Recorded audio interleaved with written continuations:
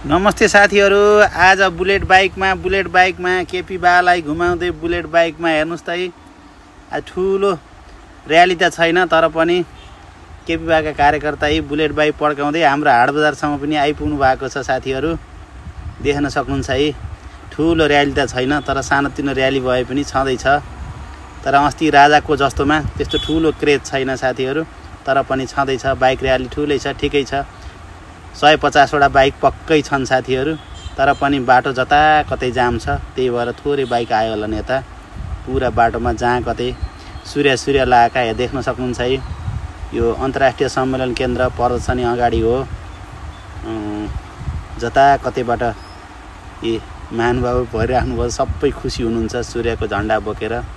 कसैले नेपालको राष्ट्रिय झण्डा पनि बोक्नु भएको छ। जे होस्, केपी ओली प्रधानमन्त्री आउने खुसियालीमा सबै एकदम उत्साह हुनुहुन्छ, सबैलाई उत्साह छ, देख्न सक्नुहुन्छ।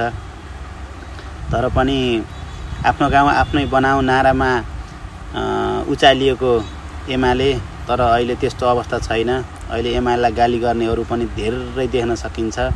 केपी बा जिन्दाबाद भन्ने सता कतै लगाउने नारा, अहिले केपी मुर्दाबाद भन्ने कालो झण्डा देखाउनेहरू पनि देख्न सकिन्छ जताततैको कार्यक्रममा। तर पनि साथीहरु आज बुटोल केन्द्र भएको होला, जताततैको मान्छेहरू एकदम भरिनु भएको छ। मान्छे हजारौं मान्छेहरूको भिड देख्न सकिन्छ। यसरी के गर्ने, अब देशमा परिवर्तन आओस्, केपी बाको सद्बुद्धि पलाओस्। यी कार्यकर्तालाई देख्दा मलाई त्यही लाग्छ। तपाईभरि पनि एमाले हुनुहुन्छ भने आफ्ना बालाई त्यही सुझाव दिनु होला।